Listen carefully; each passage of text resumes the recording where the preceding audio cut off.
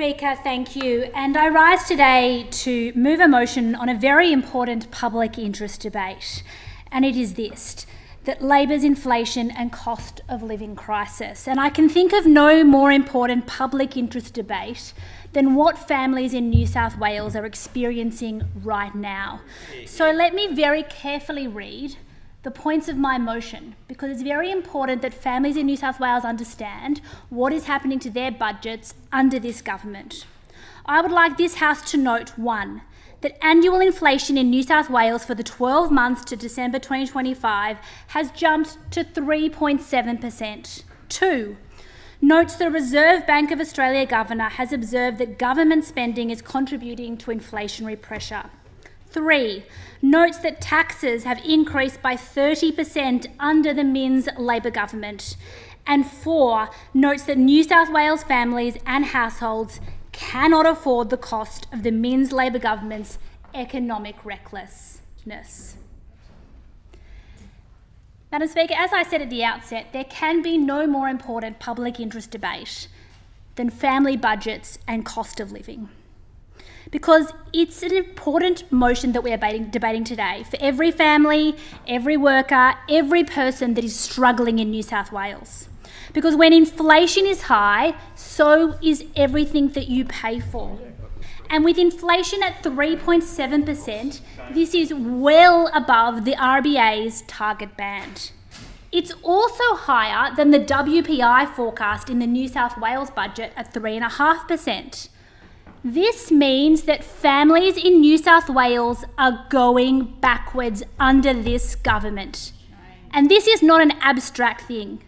For families like mine, for families that live in Carlingford, across Epping and across New South Wales, it shows up every week in the supermarket, at the petrol pump, and in the power bills paid by the hard-working families of this state. On every single metric, New South Wales families are under more financial strain than the national average. Rents are up, groceries are up, petrol is up.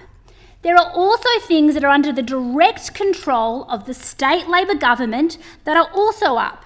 Housing, up 4.6%. Water and sewerage, up 19.4%. Electricity, 11.5%. Gas, 8.7%. Utilities, 12.4%. And childcare, 11.2%. There is not a part of some family or some worker's budget that is not under pressure from the Minns Labor government. And rising inflation and government spending has forced the RBA to act, because government spending at all levels, federal and state, has contributed to demand in the economy, forcing the hand of the RBA. And when interest rates rise, this has a real impact on families with mortgages. They are paying more, adding to their financial stress. And this is no more acute than in New South Wales and in Sydney, where house prices are higher than almost anywhere else in the state. For a $1 million mortgage, we're adding almost $150 a month from the RBA's latest interest rate rise. That matters to family budgets when they're already paying more for groceries and petrol and childcare.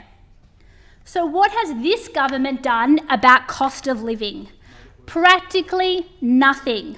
I don't know how those opposite will have more than possibly 2 talking points: their scare campaign on wages and their tolls program.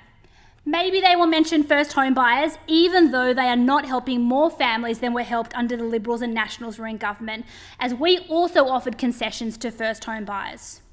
What we won't hear about from those opposite is active kids or creative kids or back to school vouchers that genuinely support families with cost of living. We won't hear about the regional seniors card. Not only are they not doing anything to help families, they are willfully ignoring them. In the 6 months since they handed down the budget and then released their half-yearly review, the government collected an additional $4 billion in revenue. What did they do with that money? They spent it, of course. We don't know what on, it's not very clear in the half-yearly review, but the budget result improved by a measly $100 million. And this matters because government should be using its budget to help your budget. It should be using its budget to help every single family across this state with their rising costs. But even on their toll relief program, that could only be made permanent by introducing a new toll on the Harbour Bridge and tolls on the Western Harbour Tunnel. That's right, a new tax. Members to my left, okay. This thank government cannot deliver anything without first raising taxes, because this is the fiscal strategy of the Minns Labor government.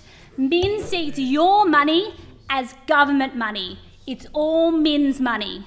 Taxes are up across the board. Stamp duty's up, payroll tax is up, land tax is up, train fares are up, and car registration tax revenue is up.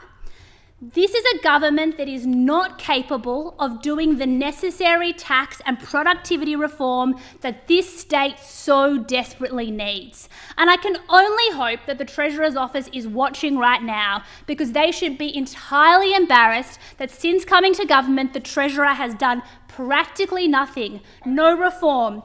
Can't make changes on the GST. We've seen nothing on the ESL services levy, and we've seen no outcomes on the toll review. This is a government that will do a review and hope that no one is actually watching.